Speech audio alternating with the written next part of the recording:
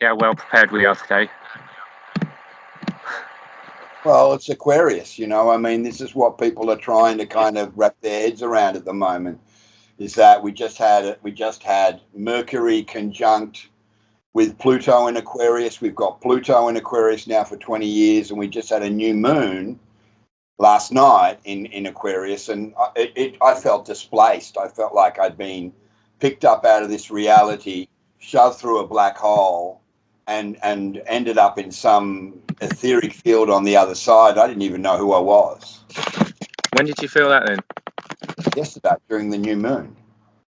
Yeah, okay. Yeah, I had some pretty intense dreams in that.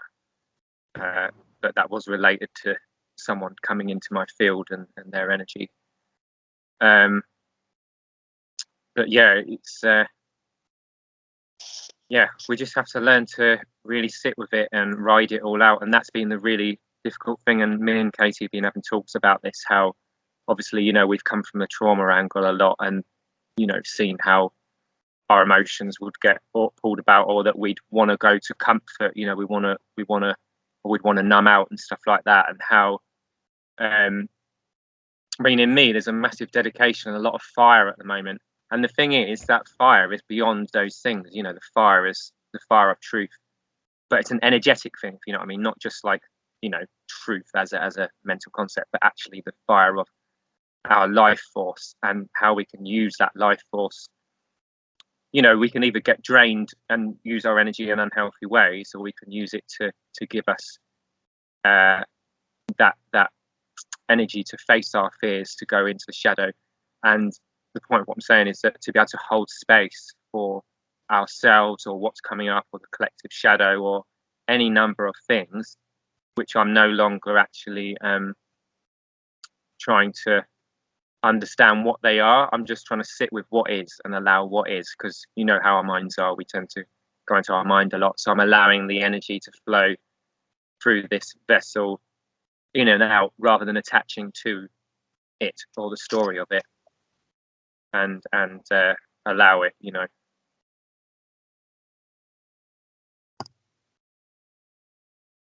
Do you mean sitting with it, feeling it physically as well? You mean?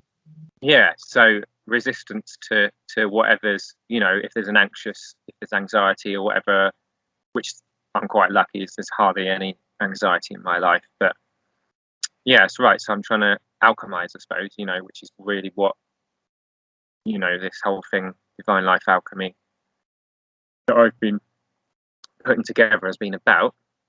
And I know what would you like to say about that, Katie? Because I'd really like to hear what you don't have to go too deep into your life if you don't want, but just I would like to hear about what that means to you, and how are you dealing with that, and in your life, how are you managing to Can you give me your definition on alchemizing?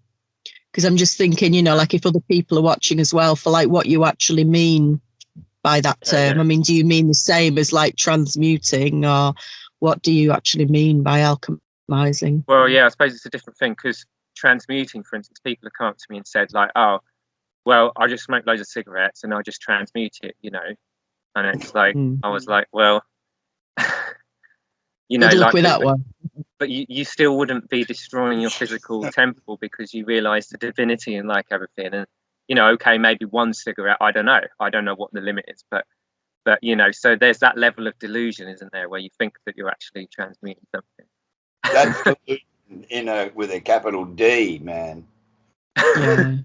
Right there. And then get off the other, go the other way. That's right, yeah. So, but there's the level of which is like that. I mean, to me, if you go back to like, because we're talking about religion, you know, Mike's obviously shown me how deeply delusional religion is, you know, a lot of the aspects are. But if the message that I took from the cross, which is nothing about trying to, you know, keep all this unhealthiness in place of like punishment and pain and, you know, and all this stuff. But it's the message about that through the pain, through the feeling again, we actually reach God, you know, through through the deepest betrayal, through the deepest wound, we can release and come through that truly, you know. then we've not got this wish to punish others and all this stuff. And that was one thing I realised this morning, that in regard to entity attachments that I've seen with people, certain people I've noticed that when they've got a big betrayal wound, or when they're like, you know, there's something they've really not let go of and they want to punish, that these punishing entities come in order to in order to energetically punish other people, you know. So it's like, but Ricky, you must understand, nothing is coming in from the external. It is only a fragmented part of you that is on the ultimately deepest level, yeah, arcing up, right? We need to understand that there really is nothing within the hologram other than you. You are the only projected soul within the hologram, and everything else around you is designed, right, by design, to keep you separated from your divine source, right? We are being denied access to God as a natural force. That's, if people can't get that through their heads, there is no spirituality. There is no evolution. There is no spiritual evolvement of any kind. There is just dead cells in a dead being that is walking around as an NPC, having no bearing on anything at all. It doesn't even figure in the quantum entanglement as local or non-local gravity. Now that's a lot to kind of go, okay, well, how does that kind of translate in simple layman's terms? We've been denied by design access to God. Yeah. That's it. And that's what part I was of the saying. matrix programming. Well, the matrix programming is a secondary level or a tier that holds, right, all of the chaos in place. Remember, if we've been genetically manipulated from the get-go, right, no natural hominoid on the planet, none of that, right? There was just essentially a DNA structure that could be easily augmented, manipulated, and programmed. And through the different evolutions, that programming became very much like rote memorization of a certain way and pattern of being. Does that make sense? Yeah, it became very normal as well, you know, and Absolutely. what becomes normal becomes our reality. We're born into it, aren't we? You know, we're born into it. We're born into the idea that this is reality, you know, and everybody that we see around us is also agreeing that this is reality, you know. So coming to that point within yourself where you do actually start questioning all of this, everything that you've always taken for granted as normal, you know, I mean, that's why it's such a shaky thing and so terrifying for people, and why so many people are still walking around with their face masks on and rolling up their sleeves, basically. Yes, 100%. And that's the fear that is the core foundation of the programming. The fear is what keeps the program alive, because the separation keeps us blaming, right? We're blaming ourselves as victims, right? We blame ourselves for being a victim. How does that work? If you're a victim, someone's doing something to you, are they not? Is it coming from an outside force to make you feel to be a victim? Yet the way the program or the matrix is developed is to make you feel like you're the one at fault. This is why children who are abused by families and by churches and whatnot are always meant to feel 100%, you know, guilty for what they've not done. I think a lot of the programs that have been running recently as well have basically been using people's goodness against them. Yeah. You know, that's why all this stuff with the COVID programming worked so effectively, because everyone believed they were doing the right thing to protect other people.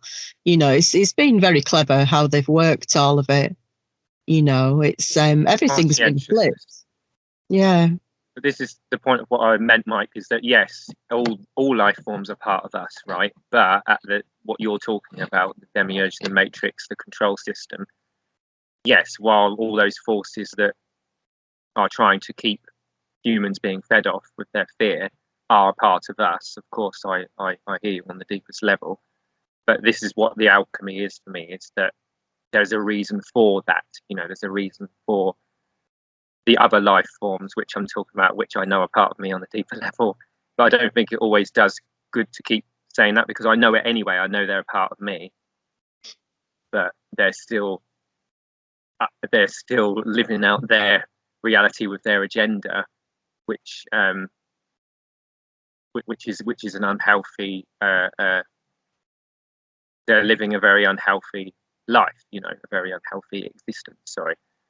And the alchemy is in this shadow work, in this, because there's always a reason. You know, like if you look at a delinquent child, if you look at the people on the streets, you know, and a lot of us would just go around and judge them, you know, all the people who are rich, who were walking over other people to get what they want. There's always a reason. When we get to the root of it, we see, oh shit, you know, it's that. So the alchemy is in transmuting and coming to peace with those things and finding. And I think for me, alchemy is about that there's gold to be found, you know, like what alchemy actually is, you know, turning lead into gold. There's gold to be found within the things that we didn't want to face, that we don't want to go near. And that's as a collective, isn't it? Because we're destroying our planet. And I was just hearing about I don't know if it's the Gulf Stream or certain thing. Yes, it was on a sort of mainstream thing on my feed today. No, not on Facebook, but on one of these news things. But you know, I have no reason not to believe that we're messing up the planet, you know. So yeah, it's basically a human species that's out of balance. So, and I've got a bit of a naive heart, like what you were saying before, that we're a bit gullible in the way humans are. We can easily feel bad. We easily feel conscientious, and our conscientiousness can be used against us. So the way out of the maze is to, like Mike kind of says, is to not buy into these emotional things. You know? It's also to understand that we never had a chance, right? That's another thing we have to come to grips with, that we have nothing to be sorry about. This word sorry has really come up in my vocabulary at the moment as I research deeply the book. And I'll answer the question, Katie, about the publisher in the same kind of response, and that was, this particular individual was somebody that I knew of when he was in the music industry as a licensing manager. And then out of the blue, because alchemy is really about the fusion of different things to make a one, right? That's what alchemy is, right? It's a fusion. It's a bringing together, bringing and fusing the particles of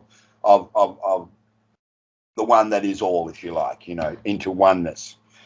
And this individual sent out an email, a blanket email, that I haven't heard from this man in, I don't know, 5-6 years, saying, have you ever thought about the idea of writing a book? Right? Literally, that was the subject line. And I thought, who sent me this? I scrolled all the way to the bottom, and it was from Aaron, you know, from this guy in Canada, who's made a real name for himself in identifying people's creative flow and using professional skill sets to augment the roots of how to plant a book like a tree and help it to kind of exponentially grow. And because we had mutual respect for each other in the music industry as licensing of material into film and television, when I told him, well, isn't that synchronicity, or isn't that a coincidence that your title is asking, would I like to write a book? And I'm actually writing a book. So why would you, how do you feel about me putting on my ego hat, my big overexcited, zealous ego hat, and asking you, would you be willing to read the first chapter of my book? And he responds by saying, Well, because the past has shown me that we've had positive interaction before, I won't second guess and ask for credentials and all that kind of thing. I'll trust you. Send it. So I sent it, only 4 or 5 pages because I don't want to bore people. And he came back and he said, you had me when you were able to clearly explain that we were created on this planet to create, manage chaos. Because not only do we create chaos in our everyday interactions with the 3D world, the hologram, etc., like that, but we also manage our chaos, right? We actually regulate the chaos in a way that we can kind of like cope with it. Mm. And when he saw that that was a distinction, he was immediately like, yeah, I want to become immersed in this. Can I become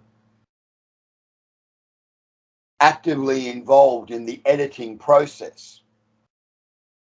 And I said, of course, because when you channel, right, when you sit there and you write on, in this case, on AI, on a computer generated system, and you write, you're not thinking about the language so much. You're thinking about the idea that's formulating in your grey matter, and how can you get it out there on paper so you've got something you can objectively, as an observer, look at what you're ultimately projecting, right? And the best way to do that is to lump it all down and then give it to someone like you. Thankfully, you've been able to kind of understand the basic premise of what I'm trying to create here and get an alternative viewpoint. Yes, important, right? And that shapes the way the matter then starts to take on a life of its own. So the short answer, after I give you the background, is I didn't go looking for it. I did not go looking to attach myself to somebody or a publisher that would be able to put me in front of a larger amount of people that I never thought I could access. Interesting. I see that as divine alchemy. Well, Mike, I saw when you were started talking about him, I saw an orb, like, spirit lights. So it was definite. My guides were saying, yeah, those two met up again for a reason. So there you go. I will say one more thing, though, just to kind of qualify.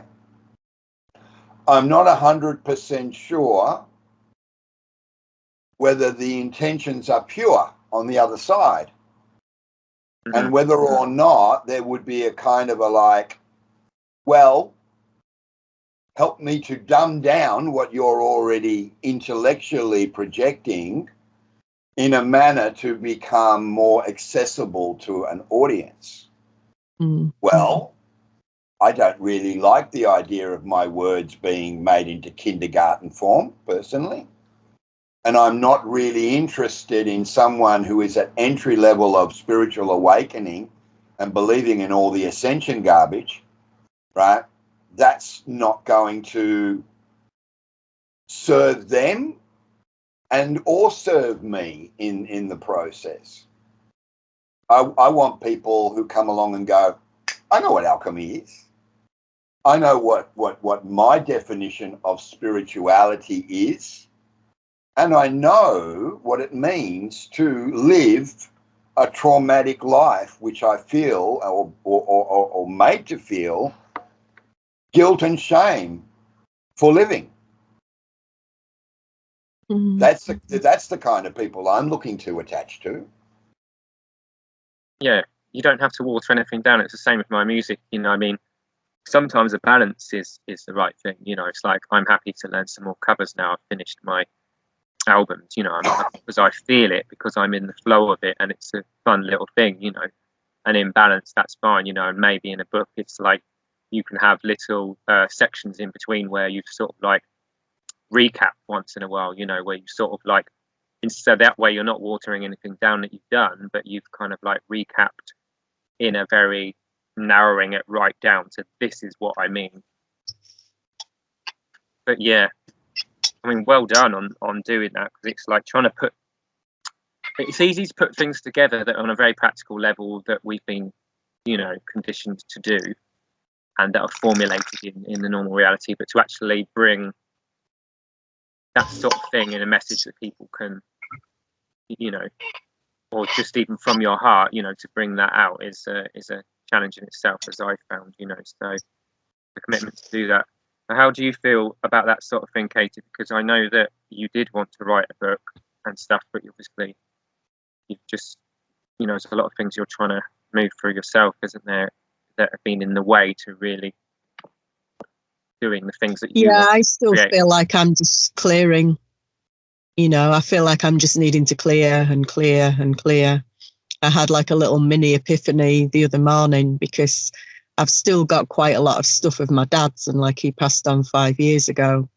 And because he was kind of the one in the family who I was closest to, you know, I resonated more with him, and that, you know, like it's like so much of what he had turned into something sacred.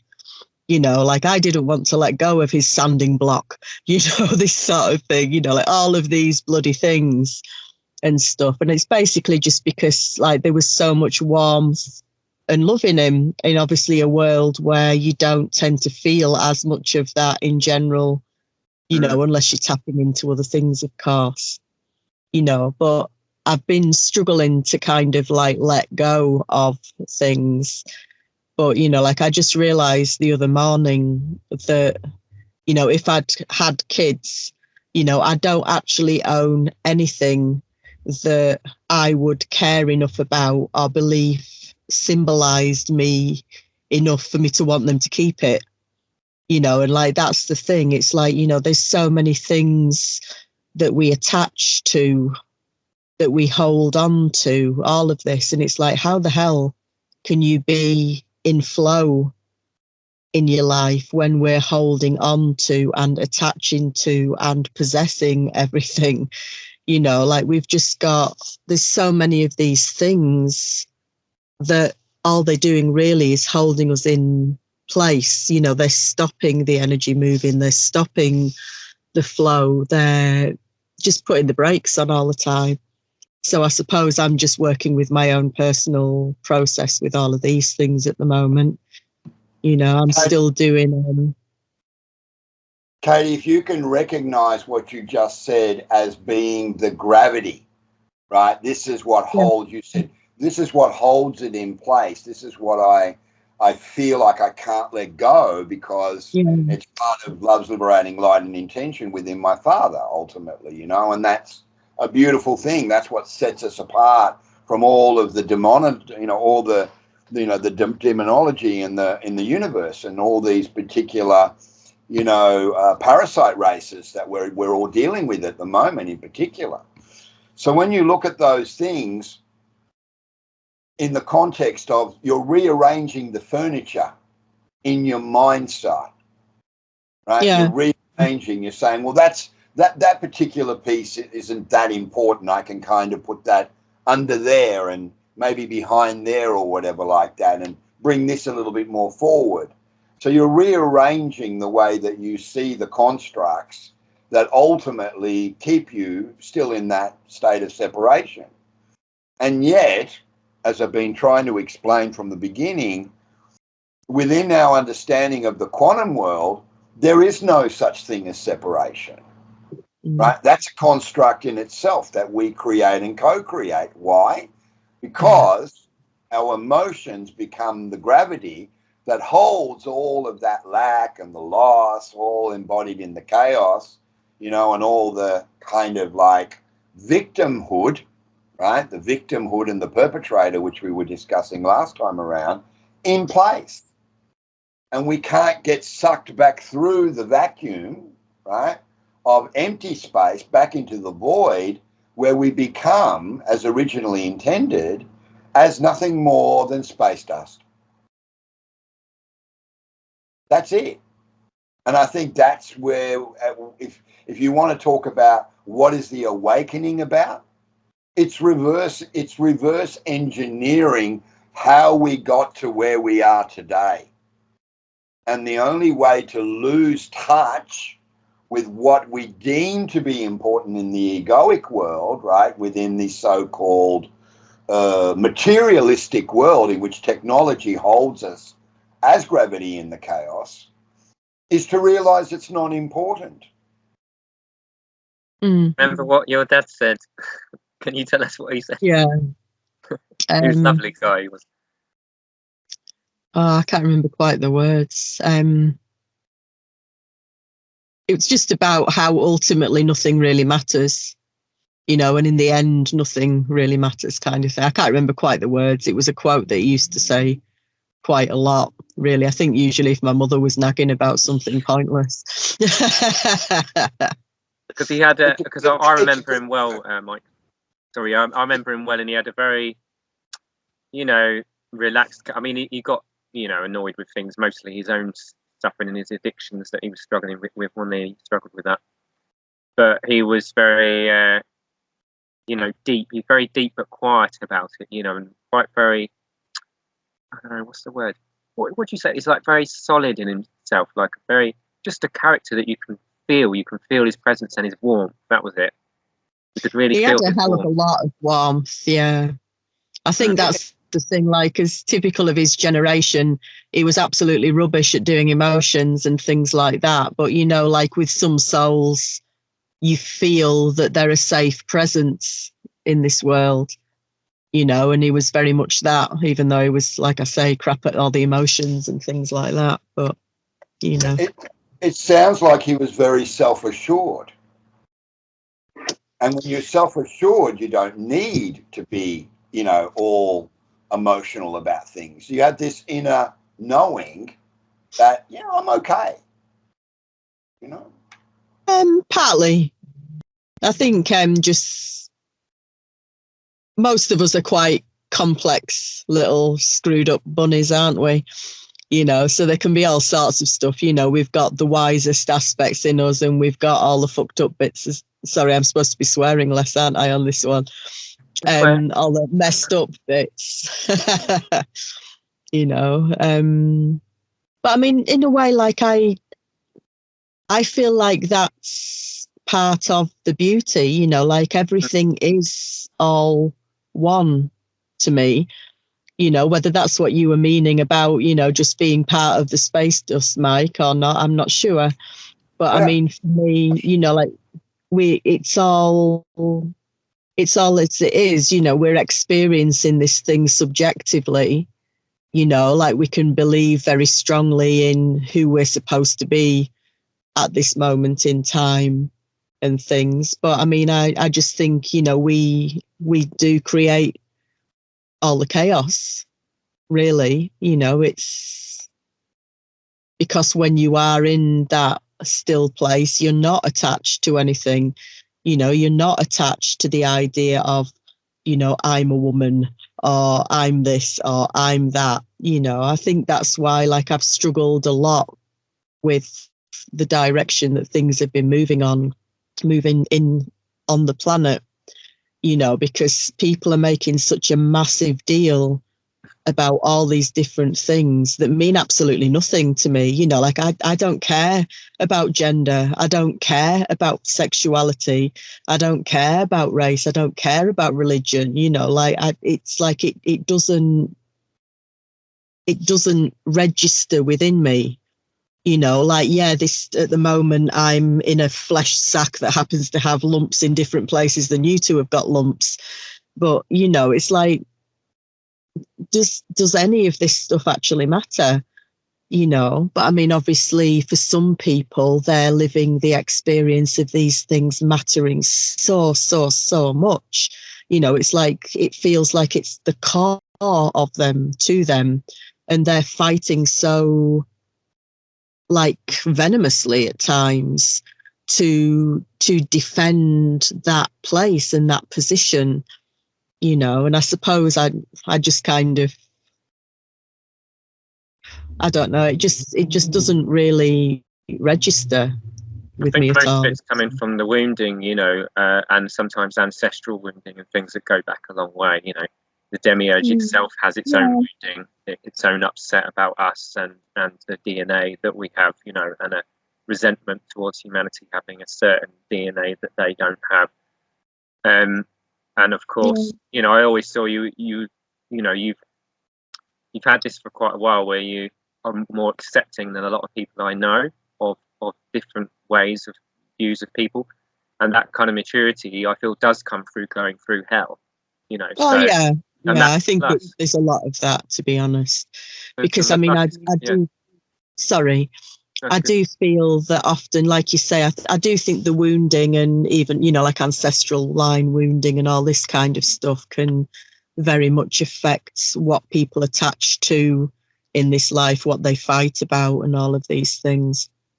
But I mean, I do think that journey of healing within ourselves, when we can find that true compassion for ourselves, for what we've experienced, it really does open up that compassion for everyone and everything else. You know, then there isn't all the divides, there isn't all the judgments, you know, there isn't the charge with all of these things. You're like, fuck them, fuck these people, why do they do it, you know? Who You told me we've got to swear less.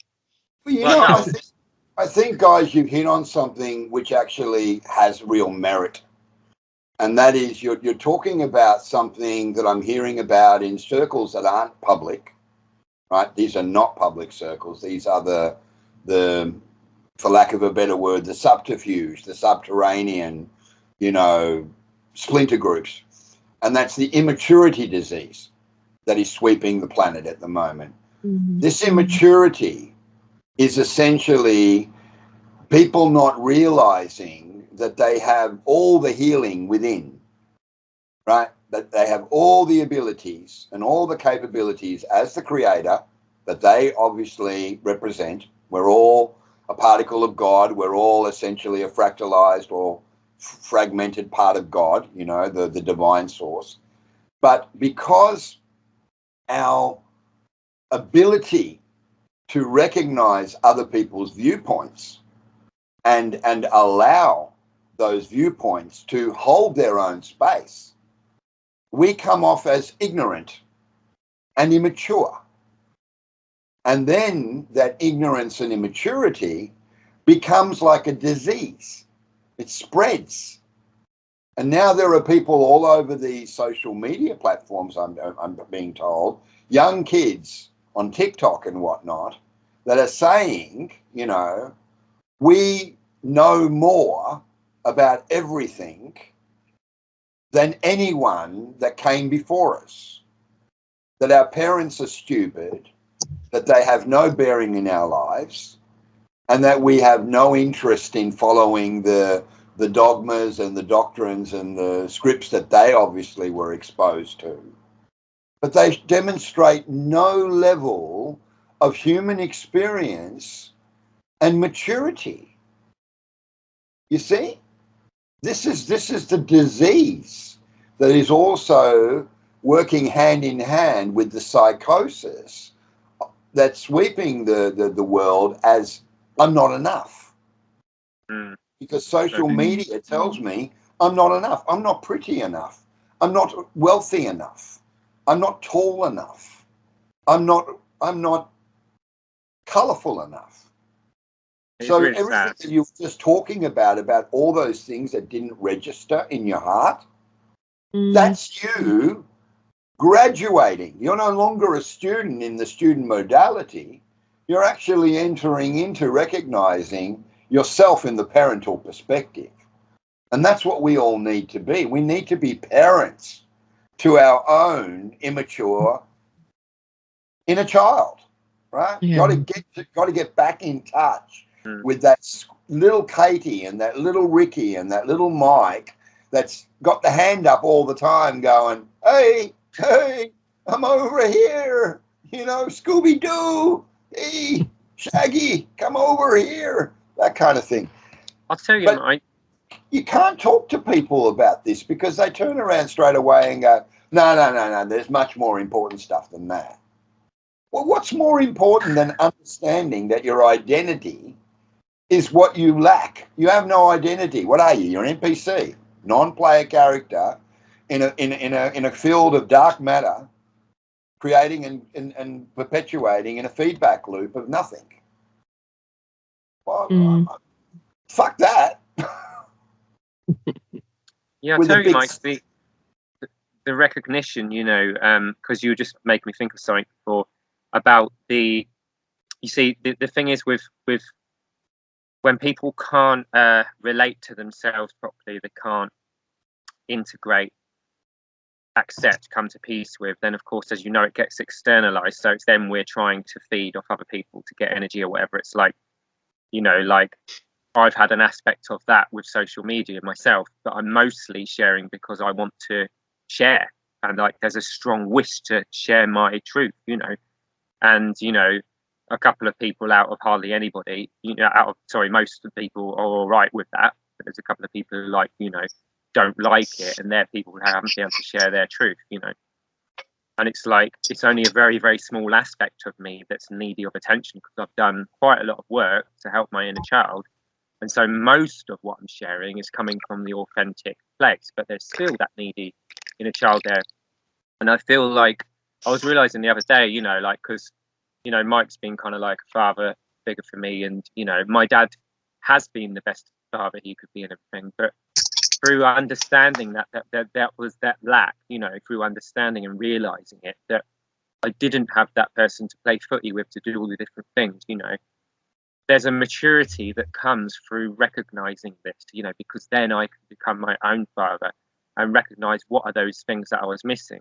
But as a culture, when we can't come to terms with and peace with what has been lacking in our environment, and of course that is, you know, it's victim in the beginning, because you're saying I'm a victim of my circumstance, you know, of my childhood. But then when you are owning it, you're like, well, now I'm empowered because I am now recognizing the lack that's been there. Now I can do something to take that back and become those qualities that I've been missing, that I would have had, you know.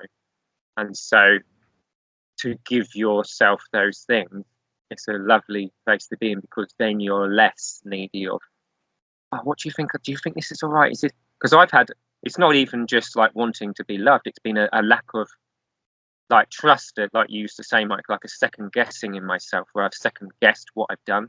You know, I'll send a song to Katie. I'll say, do you think that's all right? Do you think, what do you think on the mix? I mean, I've sent it to her because she's so good at it, you know, like you are, Mike. She's very, can really clearly listen, you know. Right. But yeah, so that's the inner masculine inside. The strong masculine is like, yeah, this is fine, this is good, I don't need to. But then you could be too arrogant on the other side. But we're coming to the balance, aren't we, in our personality? And this is why I'm so into the inner healing, because I'm so like inspired by how do we come to peace with that, so that when we're going through the matrix, we are playing the field, playing the game, and in control with the game. As in, not because we want to be control freaks, but because we want to have the most best, fullest life and inspire others to break out of their perpetual prison cell that they're inside. I think a lot of the time it's kind of like understanding ourselves is very much about not allowing the other things to hook us and pull us about all over the place. You know, because obviously unhealed wounds, things that we've still got a beef about, all of these things are just sort of like, you know, the eye that hooks can just hook into and just pull us off, make us reactive, you know, make us angry, make us this, make us that, make us the other, you know. So, I mean, I think that's why the inner work, you know, like it's Socrates back to then, you know thyself.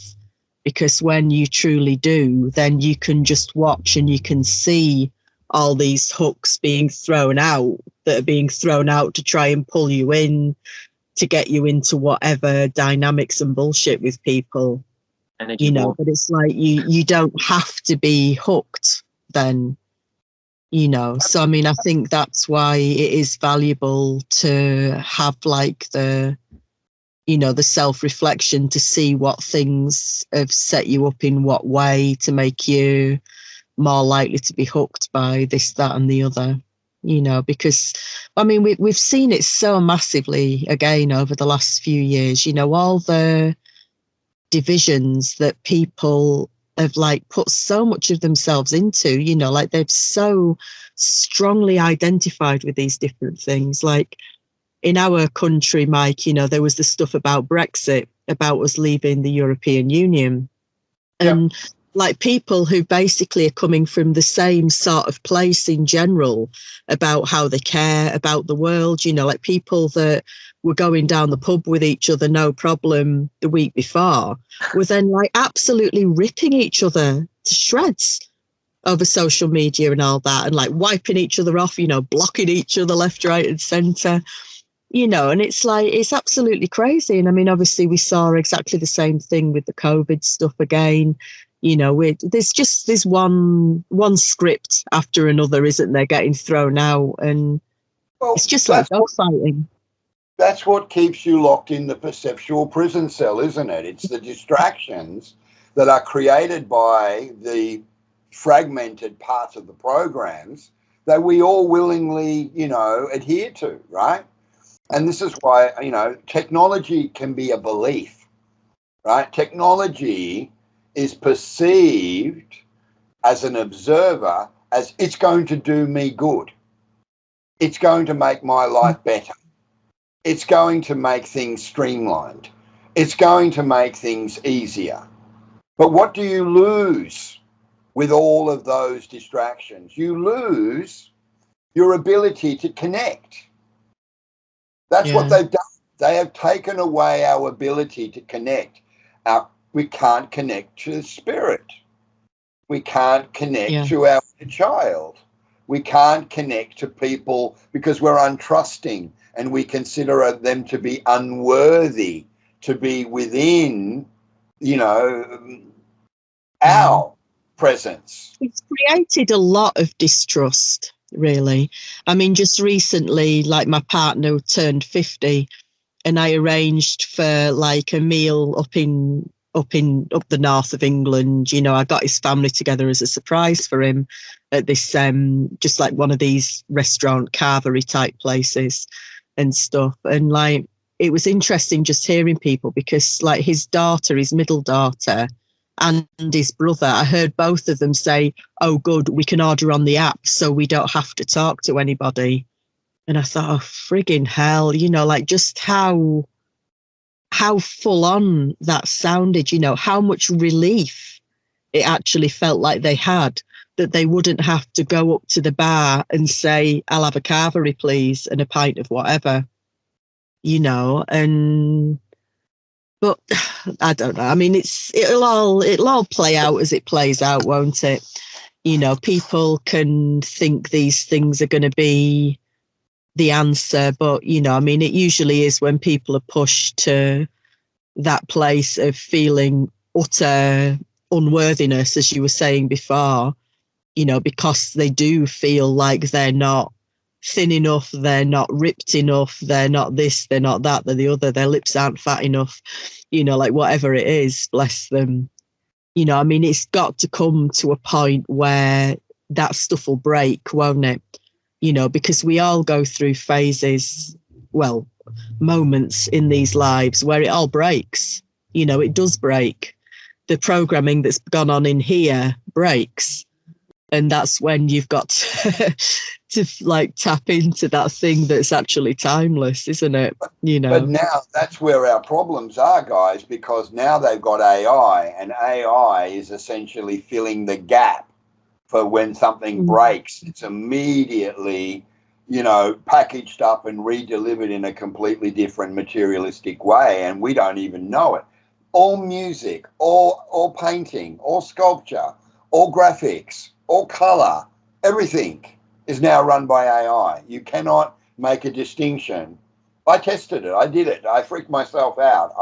I put in there and said, show me a demonic worm with Angus Young's face from AC/DC.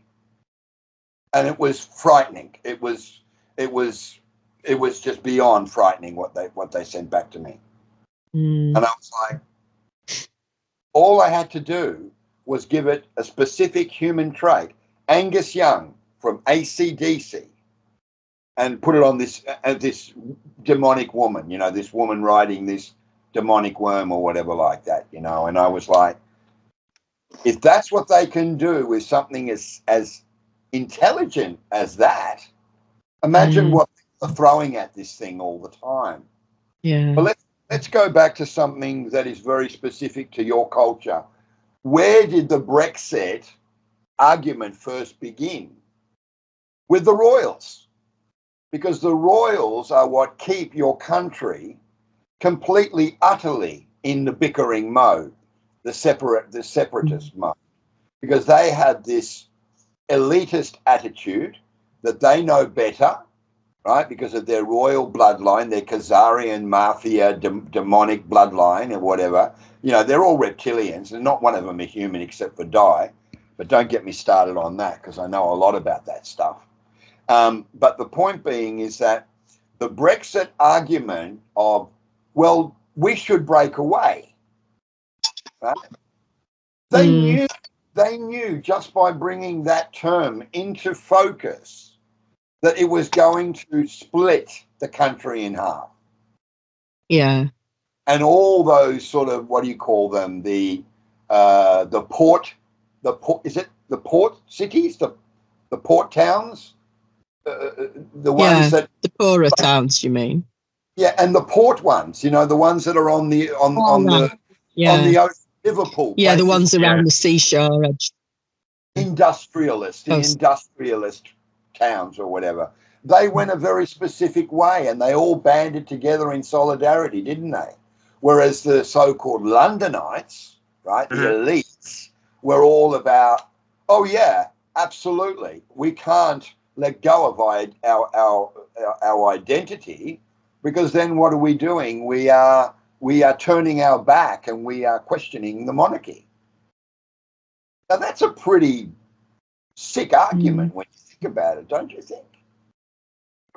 Yeah, that's right. I really think, because what I've been dealing with recently with working from some energy from the 1600s, and there was message of this very thing, and you see the energy that needs to be alchemized from this experience is similar in the fact that there was the 1600s was Great Fire of London, and then the Civil War, which were 10 years apart, and so the being, or the part of me that lived through both experiences, right?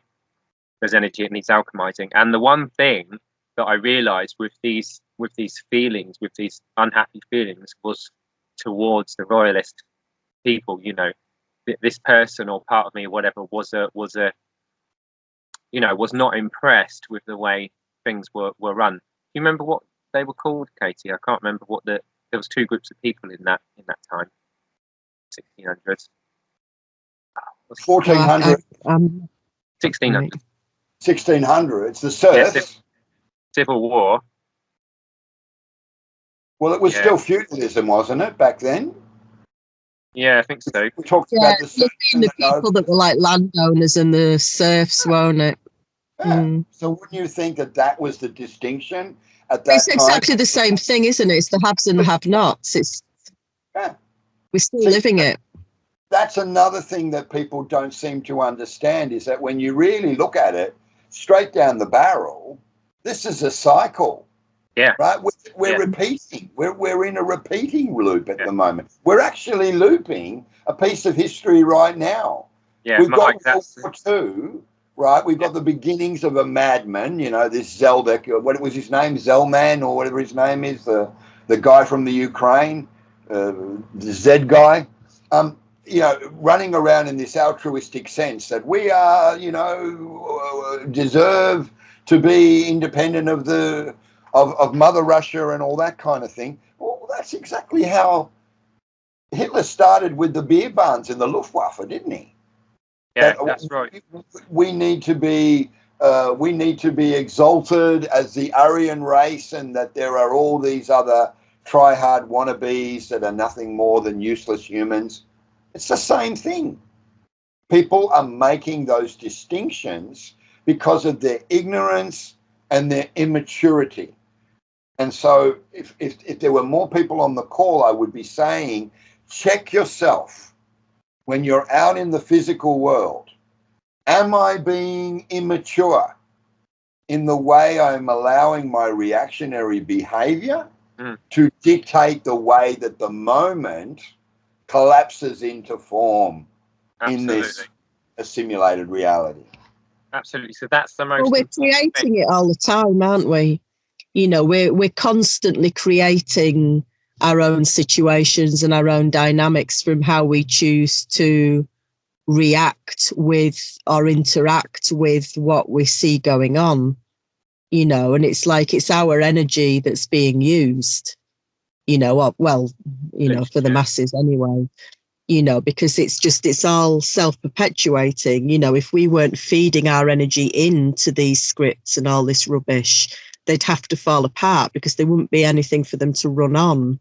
But that's the thing. Humans are putting their energy into this all the time, usually from a place of trauma or whatever, you know, because obviously everything people see in the outside world is going through their own filters of the experiences that they've lived through. So, you know, like all the time they're making this distinction of like us and them, friend or foe, you know, like, oh, you're my friend because you say this, you know, you're my enemy because you've said that, you know. So all the time this is being done, and people are feeding so much of their own sort of fiery, stormy, messed up energy into these things as well, because of not having had the time and the awareness to sit with those inner things that they've got going on, you know. So they're constantly projecting these unhealed aspects into the world all the time and keeping the fires burning, I suppose.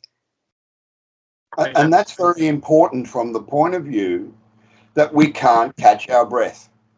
No one seems to be able to find a moment of quiet pause to slow the wheel down and say, why don't I just unplug from this? Like literally, unplug. Don't turn on the computer, don't turn on the phone, and go down the beach or go into the forest and spend the whole day there immersing in the natural world, you know. Yes. It's constantly giving you the message that it's all right. They can't catch their breath. And because they're in a constant state of fight or flight all the time, there's no way for them to find the way to kind of, you know, come back to a 0 point. No one knows how to get to a 0 point. Meditation won't even get you to a 0 point anymore. People are meditating now, I'm told, and they're going, but I'm thinking about stuff. I'm actually thinking about ending my meditation because I already want to be thinking about doing something else. So I want to hurry up my meditation. I said, hurry up your meditation. Your meditation can last 10 seconds or 3 hours. It depends on where you are and what you're doing and how willingly you're going to give your all to the moment. You're telling me you're thinking about killing your meditation because it's taking up precious time. Yeah. The last couple of mornings, thankfully, I've managed to like get myself out for a walk because I've been very stuck for quite a long time, really, and I've just started feeling like things are starting to move again, thank God. You know, so the last couple of mornings I've got up quite early and I've gone for a walk in some woods, and then I've just sat with, you know, facing the sun for a while, drinking a flask of herbal tea and reading for a while. And it's felt so nice, you know, just as you say, it's just sort of stopping. I mean, I know obviously I've got the distraction of the book or whatever else, but just being around the trees, hearing the birds, feeling the wind, and that it's so beautiful to feel those things again, because they are the things that strike right to the core of the animal in us, the human animal, and so much of our programming is like this idea that we're supposed to be above the animals because we've got this stuff going on in here, like we really know how to screw ourselves up, and that makes us really clever and stuff, but like when you go and sit, back in the woods, like you're just constantly having that, it is all right. Like I said last time, it's just constantly reflected to you. The birds are doing their thing. Yeah, they've got their own little dynamics and squabbles going on and stuff as well.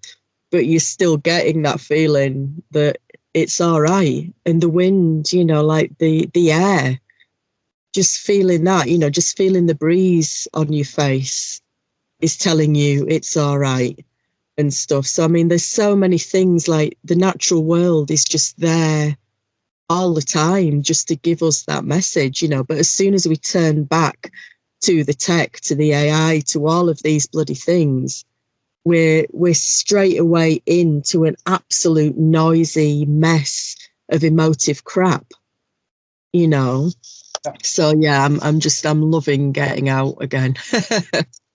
Well, this is good because this leads to a question to you, Ricky, because you're the one that can use that wisdom that Katie just shared, right, as a calling card in the way that you meet people and interact, right, when you allow other energies to, to enter into your field.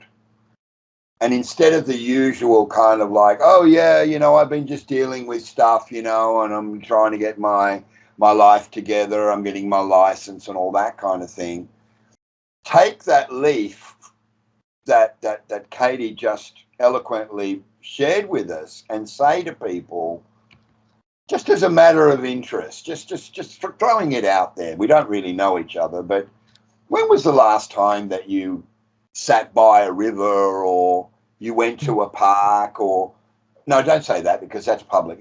You went on a forest trail, or you went on a hike or whatever. And if someone gives you this face of screwed up and it's like, I don't know, why would I be doing that? You know in that moment that person is useless to you. Very often. To them. Yeah. Not useless to them, but useless to you. Mm-hmm. And you can then turn around with your beautiful big smile like you have and go, have a Coke and a smile. I'm going over here. Yeah, I think what's interesting is that for the people who don't know, might watch this, is that me and Katie, 12 years together traveling and stuff, and we had a massive time in nature, living in nature. So although since that point I've ended up getting caught in a bit more normality, and like we talk about these things today, about this having this drive, having this drive to learn to drive, to complete albums, to be really productive, and then maybe not catching my breath enough like what we were doing before, which was giving us a massive perspective, because of course, although we were traveling still on the edges of society and we were sleeping out in the tent, and it was giving us being energetically, we were able to see and feel the difference very strongly between when you sleep on the land away from the town and when you go to the town. And of course, going for a camping trip for a weekend or even a week is not enough to actually get that proper immersion in nature, to activate that DNA, that memory of being, of what that is to be truly alive on that animal level. And like you say, your fight flight going down, you're feeling that sense of deep spirit. And I feel spirit is an animal spirit. It feels like, not just that we're connecting to our spirit or we're going up there or whatever, but we feel like we're embodied and we're immersed in the senses as well. And that level is sort of communicating the spirit in the wind, in all these different elements. So that was really, really, really powerful, And then, of course, came back to reality. But I'm sorry, I just realised I'm going to get bloody big parking fine if I don't get out of here right now. Apologies. Right. We can see you. Right. You're on mobile mode. I like this. Great. We're going on a journey. We're off. I feel like I'm actually rocking. Let's do this, Ricky. Let's be in the back. Yeah, man. Right, Katie. Where are we going? Where are we going? But you're making great sense there, Ricky. Please continue. Absolutely. We're going. Yeah, sorry, I apologise.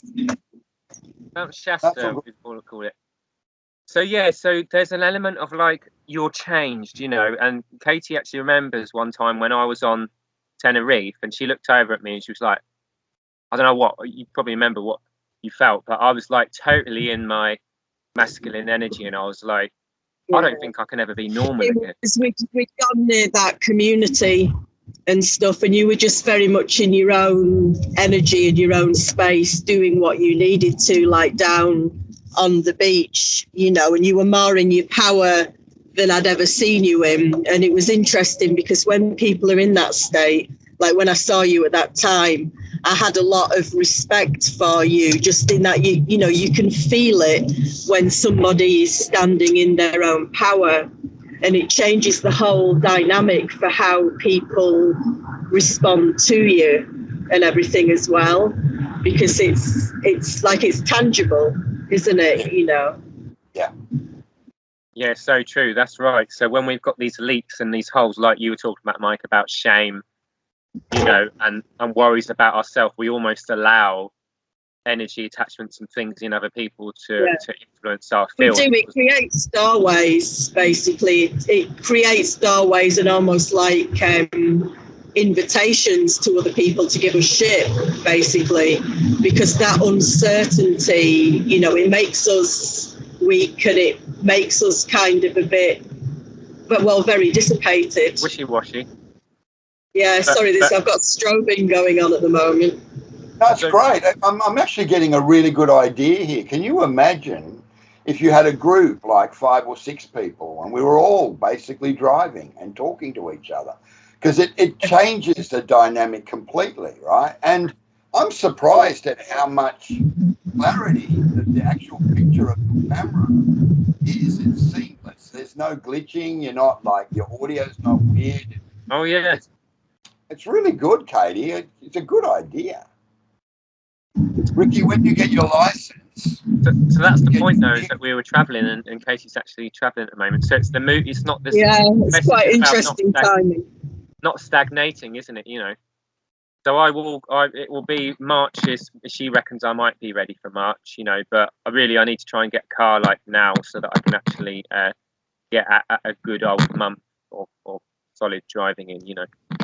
Before, but so it was something I never thought that I'd do, but it's like, you know, I don't want to destroy the planet, you know, but it was like the message came in that, look, when it gets to the point where not bringing the music to the larger audiences is worse than, you know, we're all destroying the planet anyway. It's not about being goody two-shoes and not destroying the planet. It's about how do you use your energy? What do you waste your energy on? You know, we can all do. I'm afraid I've got to use my energy to nip out to this loo, so I'll leave you to it for a second. Oh, it won't be a minute. Okay. So yes, it's a lovely story. You know, obviously I'll always remember those moments, but they are moments which made me feel stronger. So I think that's what people are noticing in these songs that I'm doing, is that, hang on, this guy's like, for one, you know, he's had that experience of being out of system, and that's giving another element to the song. But on another level, I've done a lot of emotional clearing, which I think they can actually feel that because the more you kind of clear, the more you get this sort of intensity of spirit, of fire, because you're like, you won't be broken down by all of the weight, what you keep saying, the heaviness, the weight of what's in your field, you know. Well, the music for you is going to be, you know, it's a transmitter, right? It's a transmitter of your emotional state. It's your transmitter of how you feel about your environment. It's a transmitter of, you know, well, it hasn't all been, you know, wine and roses, you know, but I'm not going to sit there and pull the victim card, because then what am I doing? I'm finding a reason to blame myself and to accept the guilt that I have for being a victim. And that's what I was trying to say earlier. One thing that I really would like to try to emphasize a lot more in my life with these later years is to not be sorry, right? I don't have anything to apologize for. If you're asking me to apologize, it's because of a construct you created that you want me to feel guilty over. So why do I need to apologize for that? That's forced labor camp. That's like you're forcing me into slavery. You're taking away my sovereignty, you fucking prick. This is very important. I'm not going to say sorry. I'm going to say fuck you. This is very important because I did that the other day. Yep. It felt good. Of course, because this programming, this punishment program, because as I say, I experienced it when younger with a certain member of family who, because of the unprocessed, let's use that word, unprocessed trauma there was a strong need to find fault in people, especially men, you know, from this person when I was young, you know. And so I was the only man around in the family at that time. And so I absorbed this feeling from the feminine that the guys are, you know, the guys are this, that, the other, blah, blah, blah. There's nothing they can ever do that's right, you know.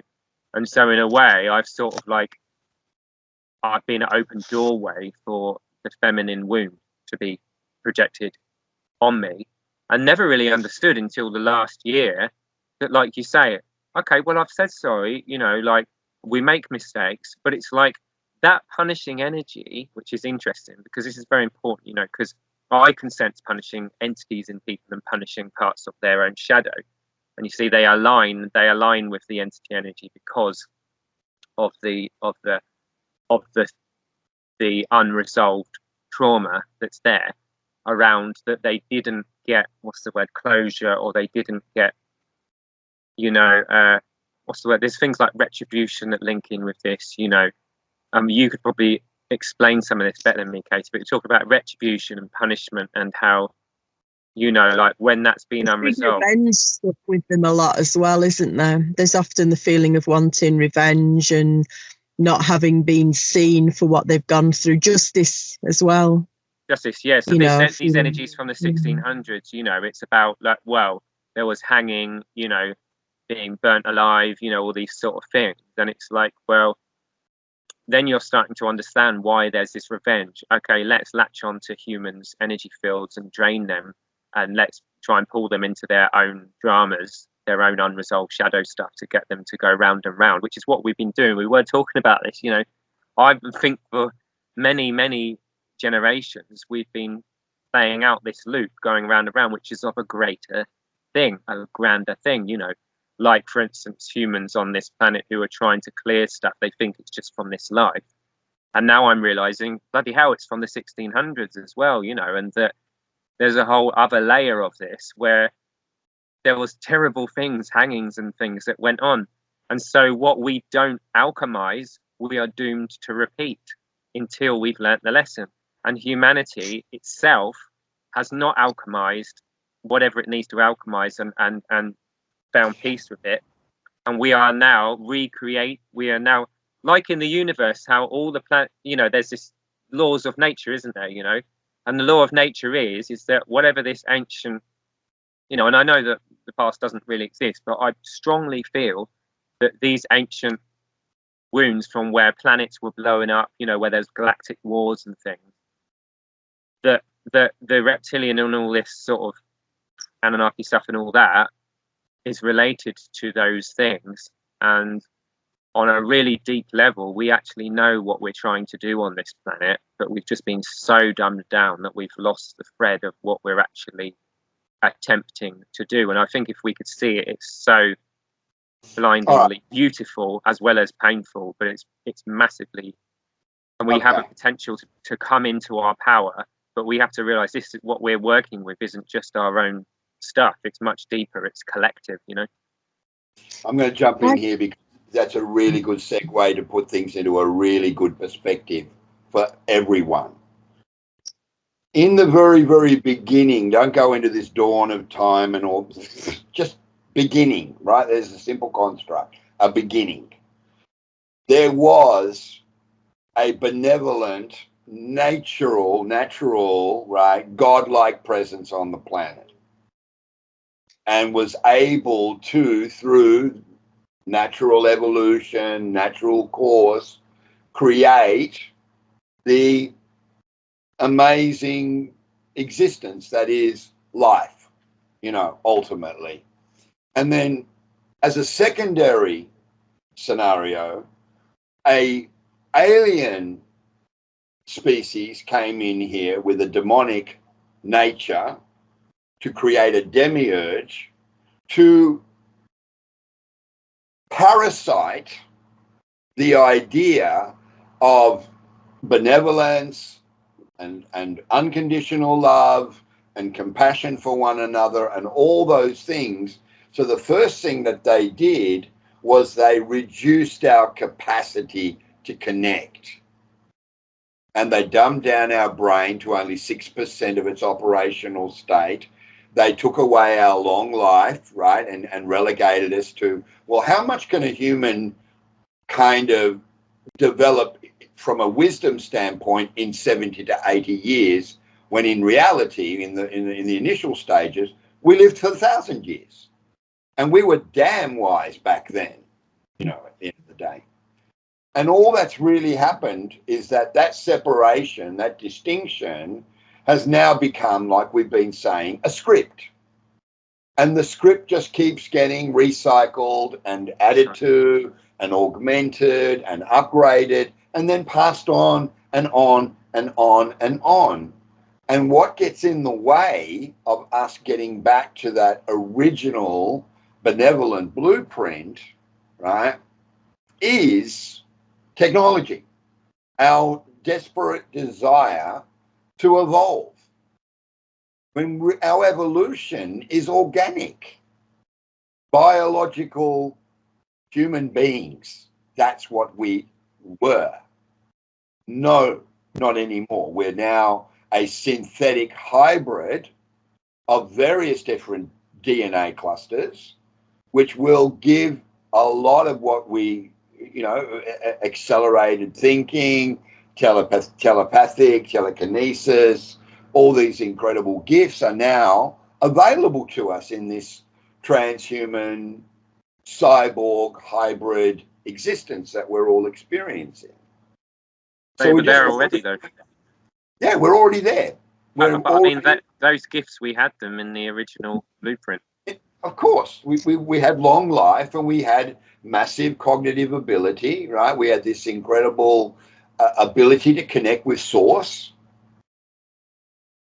And then someone came along with an idea which they basically fused into a spiritual, what's the word when you a mutant, isn't it? It's like you create a mutant gene, right, that replicates within the genome itself, that creates this. That was the splinter, and I can recognize it in my timeline. I can go back, like you said, scrying, because you were talking about scrying again to me, and that you start to do what I was telling you I was doing. And I go back into that timeline, I can feel where it's split, and I can feel that we can actually probably re-alter our DNA back into the true timeline again. I feel like, Katie, if there's something you wanted to express about this.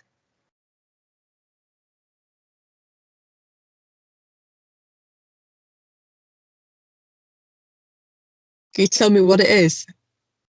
I don't know. Yeah, I mean, like I have had at different times feelings of other times when we were aware of alien beings that were going to come to the planet, like I'd felt that so strongly at one point, and we'd put a lot of the wisdom that we knew into the rocks as holders of that wisdom. and stuff. I mean, even like these things, though, I feel like these patterns and these dramas and things have played out however many times, so many times.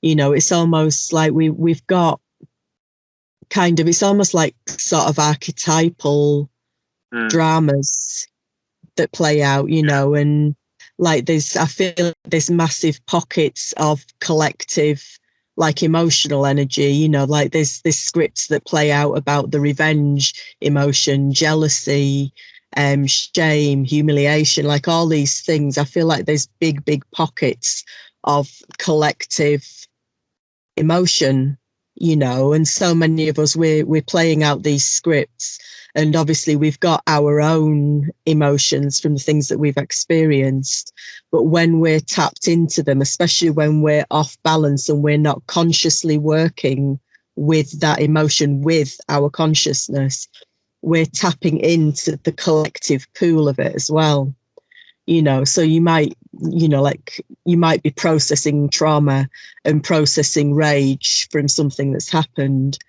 you know, but if you're not conscious of where you're at, tapping into your own body, holding space with part of you outside of this healing trauma experience, you're just in it.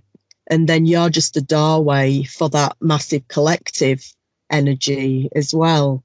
And I think that's where things get very out of balance, where the chaos comes in, where the damage, the re-traumatization of people comes in.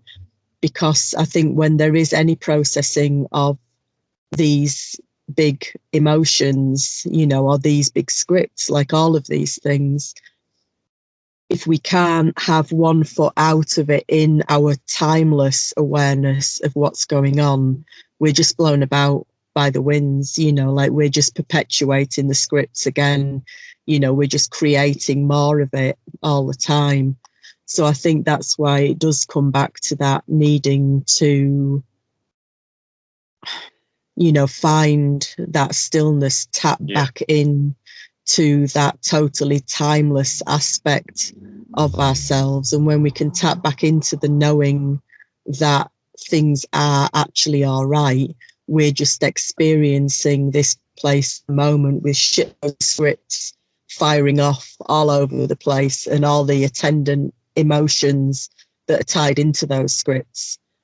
You know, like the more we can be aware of that and bring the calmness back to ourselves, we're then not in it. You know, we're then not in that chaos. We're not in all that energetic soup, you know. You're clawing your way through that distorted, you know, emotional frequency, the distorted emotional state, in an effort to get back to the pure emotional state. So don't get me wrong, when I talk about the lack of emotion being a visceral thing, I'm only referring to it in the sense that we've distorted the way that we use emotion to become reactionary to circumstance, right? It becomes a non-local projection into a localized environment. That's really what it is. Like we are constantly being distracted by all of these different constructs you refer to, right? That keeps us separated from the pure emotional state, which we know in our heart is real. But we know that is. But how do these new scripts, technologically based scripts, these millennial scripts, these Gen Z scripts, these ridiculously lost kids, they have got no idea that they don't have anything that they can really anchor to. The thing is, I do feel with all of these things, even though obviously the technology and, you know, the virtual reality and all this stuff is like so full on at the moment, but there's still certain things that anchor us back to that true and pure emotion state, isn't there? You know, I mean, grief is a very big one of those things. You know, my partner just lost his mum on Monday, And a bit like I was just thinking of this before, you know, when I'd said about when you were in that state where you were in yourself properly when we were traveling that time, and I'd felt respect for you because you were in your power in that state. It's the same thing with the grief situation, because, you know, like I could feel the place that Nick is in as he finds his way with his wisdom to work through trying to accept the grief and things like that. And a wiser and deeper part of him has come in with that as well. I mean, obviously we're all fragments, you know, when we go through a grief process. You know, it's like when my dad was dying, we were looking after him at home for about 5 weeks while he died of pancreatic cancer. And most of the time I was holding a very loving space for him. You know, I was aware of different things. I was aware that I'd been through that death transition with him before in other lifetimes. Not details, you know, I wasn't bothering trying to find details, but I was just aware of that. So it's like I was supporting him very much from a soul place. But at the same time, I had my little girl aspect that was absolutely distraught. You know, she was wanting to stand between my dad and God and say, no, you can't have him, he's my daddy, you know, like absolutely strung out. And that's the thing with all of this, you know, we have access to all these different places within ourselves. So it's like, even though it can seem like these youngsters on the planet now, you know, it can seem like they're all over the place. They're this, they're that, they're the other. But at some level within them is that depth, is that knowing. Yeah, it's just not getting to come through in general, but it's there. Into it. They will. I don't think they understand it. The truth be told, I don't think they understand it themselves. And I think it scares the shit out of them. And that's why. But it scares the shit out of us all, Mike. Yeah. You know, I mean, it scares the shit out of us all. You know, the things that I've had to go through, work through and stuff, they terrify me at times. You know, I mean, I had another flashback just the other day. It was like, it's so intense. It's horrendous. You know, it is literally hellish and stuff, you know. So, I mean, that's the thing. It's a projection of dark matter. That's what it is at the end of the day, you know, and you don't need to apologize for it. You can simply say, okay. I'm being shown that it's important at this moment, as everything aligns around me, to re-witness this. Yeah. But I'm going to experience it with a different vibration to the last time. Yeah. Right? Yeah, it gets easier and easier, doesn't it? And there's some truth and there's some message and there's a maturing of the person the more we can face gently. Again, there's an openness for the compassion for everybody, because, you know, like all of us are having, you know, like we're all experiencing these things, whatever the particular story is for each of us. You know, like every human being at some point in their lives are going to be experiencing emotions that feel out the other side of what they believe they can cope with. And in a way, that's part of the beauty. That's part of the beauty, because that is the shared humanity in all of us, you know, like that, knowing that at times I experience things that feel way too fucking much for me. You know, that is the thing that every single person will have to go through and experience. It's shared ground. And that's a script that's worthwhile understanding, right? That's a script that you can, what's the word? You can break down, you can dissect, you can kind of look at all the different options and the angles, because it leads you back to the same place. And that's when I'm truly in my central heart intelligence. That's when I truly echo the authenticity that exists within me, right? That I am feeling very, very overwhelmed here. And I find it very difficult to be able to put on a brave face when inside, I imagine these people that we don't really want to interact with are screaming blue murder inside, going, I've got to get out of here. Help me to get out of here. But there's nowhere to go. There's nowhere to go. If you don't face your trauma, if you don't face where your blockages come from, you can't grow. That's why spirituality is so, what's the word? The word that I'm hearing a lot about is hyper novelty. There's a new term that everyone's using in the so-called advanced lightworking community, and that is people are experiencing hyper novelty. The whole thing can be like a big avoidance thing, you know, the whole spirituality, you know. I mean, I'm realizing this clearly, that the journey itself and creating this identity out of it, not that I've really done it big time, but you know how it is when you first go on that journey, and then you're like thinking like the people around you and your parents, like, oh, they're so stuck in there, you know, if only they could see, and you get on your high horse and think everyone should know what you know and all this, which was me, like, you know, 15 years ago. And I caused a massive blow up with my family. Katie remembers that, you know, but like I saw my girlfriends for that very reason, right? Yeah. That's why I lost my partners, for that very reason. Because how come you're not evolving? How come you don't evolve? Why don't you operate at the vibration that I operate at? Well, because, you know, I'm finding it hard, and I'm finding it difficult. But that authenticity, you know, that like, because you used to say to me about being experiential, you used to say, Mike, you know, I think that's a good thing to bring back in, you know, the experience of it is what we came here for on earth. But it's when it gets stuck, and I feel like if there was one thing that I feel is the most difficult issue, more than technology, more than AI, because these are all external things again, they're not the alchemizing of energy. And I feel like the core, you know, issue on the planet is that we have become a species that finds it difficult to process, you know, to move through, to come to terms with, to move on, to assimilate. Because whether we're a computer or whatever we are, we're part brain, you know, part computer, is assimilation. We've also been conditioned that most of our emotions aren't acceptable.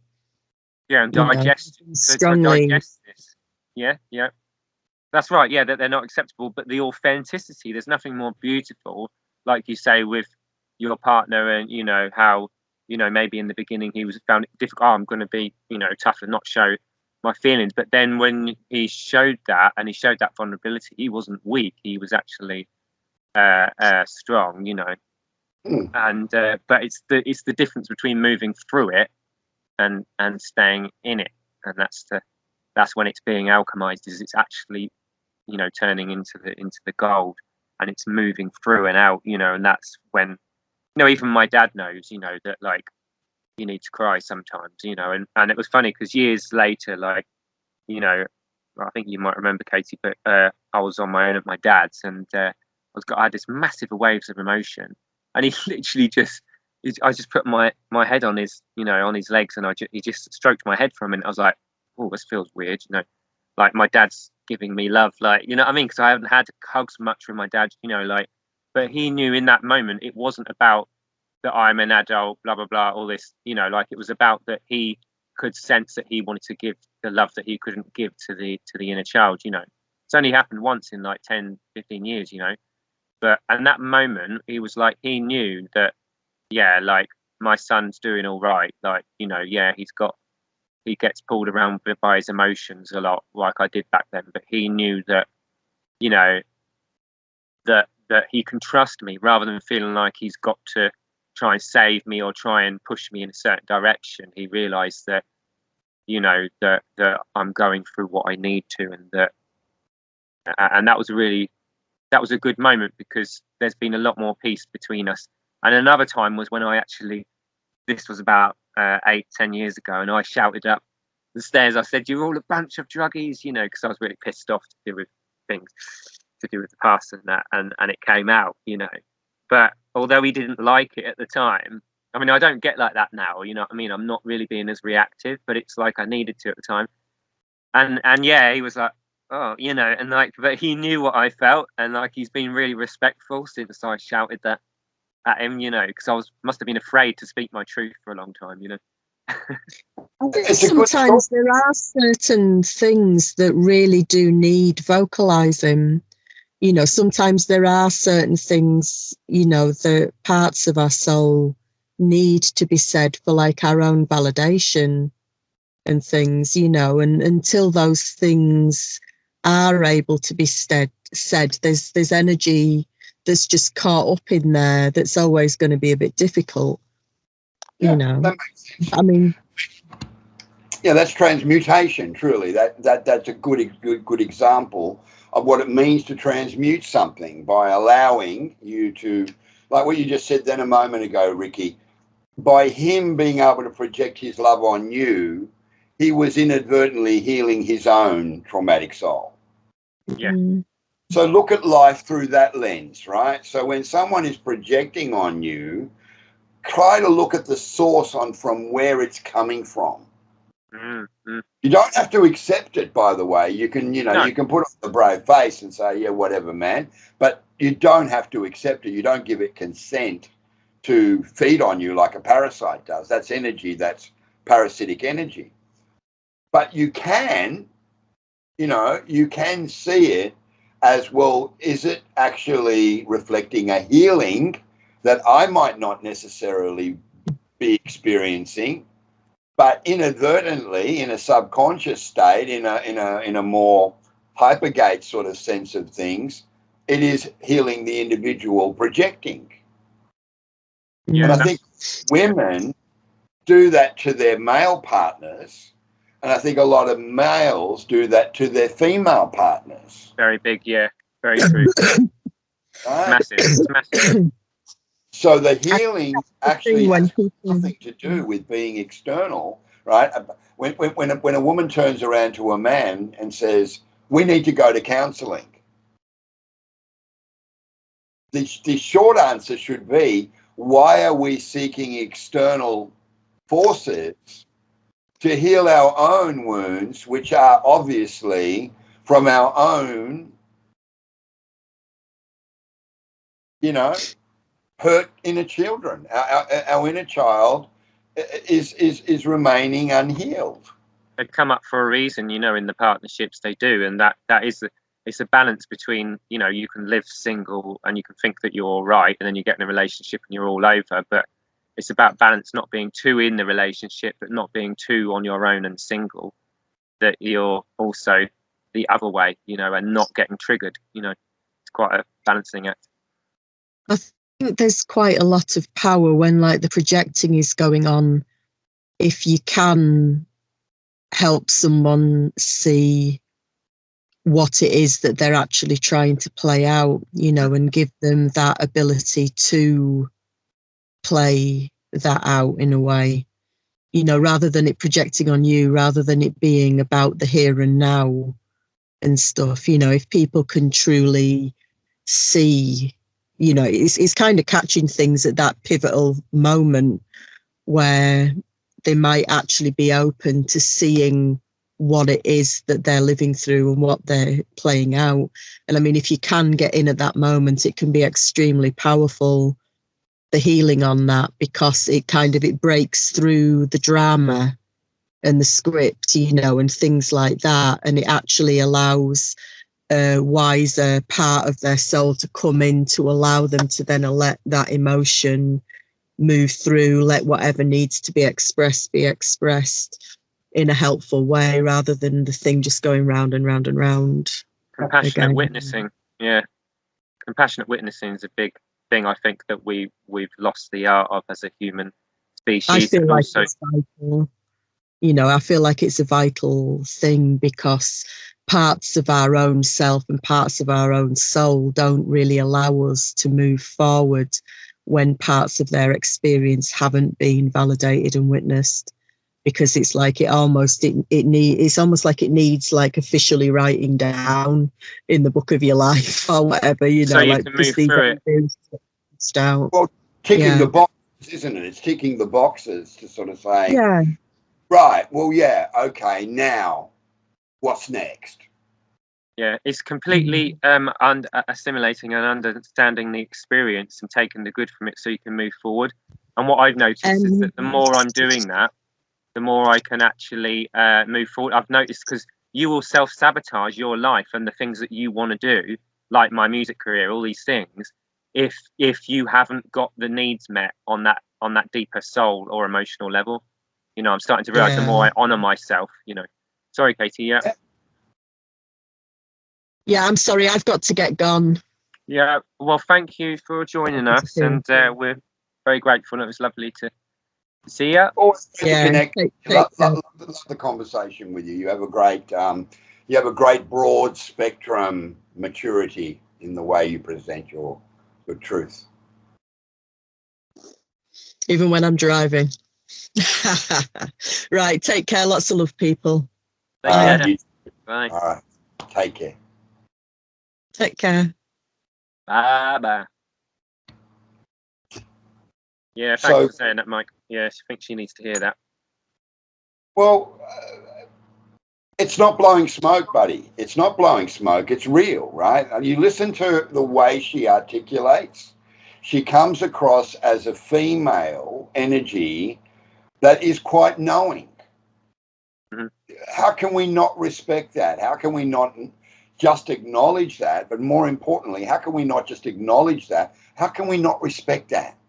Yeah, absolutely. And I do. And that's why I've stayed in contact all this time, because obviously, you know how it is staying in contact with exes and that. But I do, not because of any romantic kind of thing, but because of the deeper understanding. Because when you've known someone so much that you can trust, and you've had you've shared parts of your soul with them, and you know that it's a safe person, then that's a life friend, or that's a healthy thing. You know, it's a healthy thing to do. It's a healthy, loving association. Mm-hmm. So there is a commitment to the association because of its authenticity. Exactly, and we're in desperate need of that in our culture. You know, which same as you. You know, that's why we've got our connection, because it's giving something healthy to both of us as well. So, yeah, some really amazing things we've experienced there. Where would you like to take things now? We could go a bit longer, another 10, 20 minutes. I just want to put a few things into perspective as far as moving things forward on a more kind of practical level. So you're at the point now with this behind you, right? Mate, like I said at the beginning, okay, we didn't put it on the recording, that's okay. But I was congratulating you for staying part of the course and seeing through all of the craziness that you were also being bombarded. Your singularity was getting bombarded by ridiculous amounts of demonic, satanic energy. I'm sorry, it was a lot of that. And you made your way through it, right? So you kind of cleaned your particle wounds, right? You quantum entangled with things by choice, and you created, and now you're ready to release. You're ready to, refocus and present your truth. Now, taking this forward, your divine life alchemy and how you hope to support a certain level of soul identity and soul growth, right, is to be able to look at things from a practical standpoint. And nothing sets a tone for that better than clear, concise knowledge. So what I'm going to do when I shut this down, because I'm going to go to bed in a minute because I need to sleep. I'm going to share an audio with you. And just to put it into context, the universe galvanizes what's already there. And if you recognize what you've already put in place, the universe gives you a tap on the shoulder and goes, that's great. Watch me come in now and rearrange your particle base. So when you project this clean electrical energy, no more dirty electricity, like we said last week. So I'm going to share this audio that came to me very synchronistively type, that says cleanly and clearly, here is the gold standard. Okay. Now we can measure moving forward with other people based on this as foundational knowledge. Okay? Now, hopefully, you'll get the same reaction that I did, right? Because it's not long. It's not one of these David Icke 2.5 hour reptilian fucking, oh my God. I went through it. I went through the portal with David Icke. I was in the chat, right? He was answering, and I simply said, David, are you sick to death of saying the same shit, right? Day in, day out, week in, week out, month in, month out, and still not getting the recognition from the normies that what you're speaking about has great truth to it, a valid argument. And he came back and he simply wrote, I can't be bothered, Michael. I just can't be bothered trying to dumb down this incredibly intricate and complex origin story of our human existence anymore. All right. So the point being is I went through all these long-winded blah, blah, blahs and whatever. And now what I look for, especially when you're researching a book, is that makes sense. Yeah. That sentence, that sentence, that sentence. Those three things open a whole can of worms that you can go and dive down the rabbit hole with. That's why I said, why don't you do like where they get little quotes and that, you know, in the book where they just put a summary bit, you know, where it's like, do you know what I mean? Like to pinpoint exact moments, you know, that what the crux of the thing is. So that way you don't have to water down what you say because you've got the in-depth message there. But then once in a while, every other page or whatever, you've got something that just really expresses. That's what I've done. That's what I've done. Yeah. Let me give you an example, okay?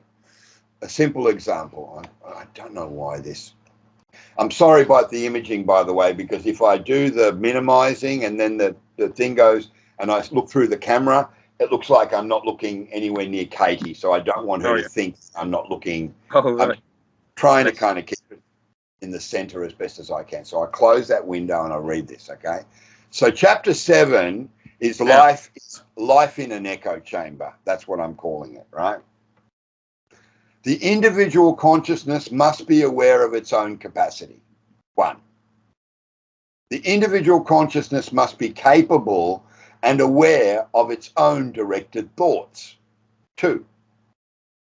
The individual consciousness must have nuanced control and be self-monitoring of its internal control state in the moment.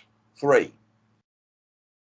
And the individual consciousness must have a manifest physical field, a body, and pathways to support directed thought capacity. 4.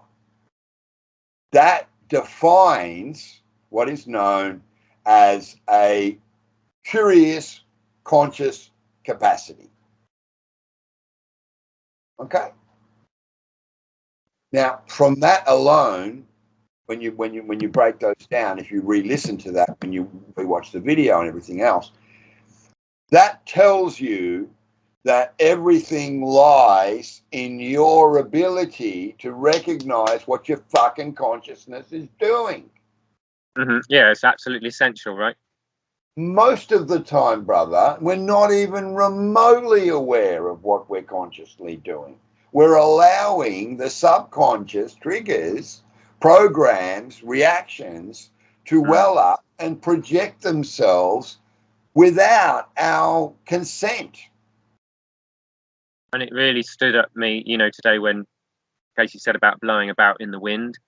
And it's like how really this has been the state of humanity for a long time, has been about blown about in the wind. And I think survival fears at the basic level, learning to, you know, how do we survive, has become that way. And I don't necessarily see the hunter-gatherer as someone who was like, I've got to get some food, you know, but someone who was like, okay, last time I didn't eat.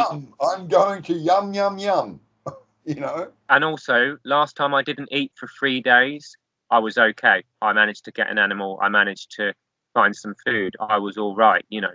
So I actually see more self-assurity within the hunter-gatherer person than I see in the fight-flight of the current age that we see, you know. Yeah. So I'll give you this audio. I'm hoping that you'll listen to it because, as I said, it's nice and short, punchy, and you'll go, wow, there's a man who qualifies what a woman now brings into focus. I love that. Oh, well done. Yeah. Because when you think about it, the weight of the knowledge is not on the man. Yeah. It's what the woman has garnered from all of the depravity that man has enforced upon her. Well, yeah. Right? Yeah, it's been massive. I mean, you know, I mean, it's both sides, but yeah, I mean, I've heard people going on and on about the patriarchy and all the stuff from women, you know. Of course, they've got a big wound from something that does matter. I really enjoy these, Ricky, because there's no agenda. You're not trying to kind of do something specific. Yeah. I know how the world is. Always trying to do something specific. All the time, mate. All the fucking time. You know? Yeah. All right. This will be cool, I reckon. How about the only specific thing we're doing is trying to open a container for the magic to occur? Yeah, well, we're alchemizing. I like that. We're alchemizing, but we're alchemizing magic that already exists. Mm-hmm. Right? We're not creating it. It's already there. It's real. It's a real thing. And now what we're doing is we're alchemizing that, bringing it to the surface and sharing it with different people. Of course, trying to plug this thing in down here is going to be a hilarious opportunity. I swear I just sensed Celestine. Oh, is she in here? Is she? I didn't feel her. I just sensed her around me, I think. Okay. I can distinctly recognise this energy. Wow. Well, that's good. Well, that means she's liking what we're doing. So Hi, Celestine. Bless you. I thank you for coming. I hope you're doing good. We are. Wow. Oh, God. Can you see that? Yeah. Is it changing colours for you? Yeah. It's nice. Okay, well, I'll hold that while you play. All right. So, thank you for today. We're going to outro. We're going to outro. Let's call out with a little bit of sound. Put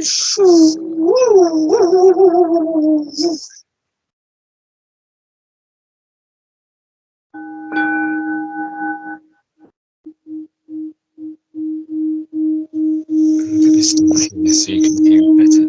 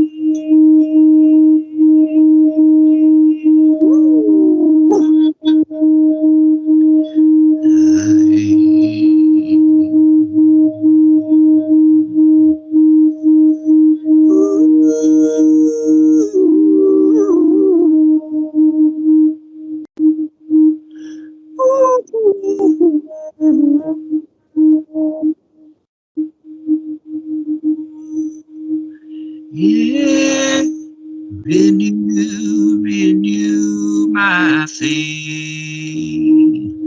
renew my faith, renew my faith.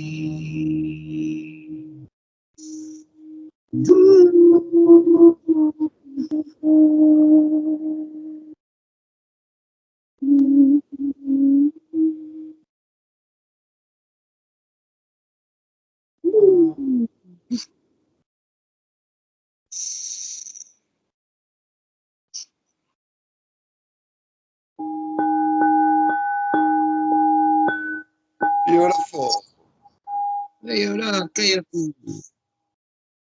Beautiful. Thank you, brother. Thank you. Thank you. That was wonderful.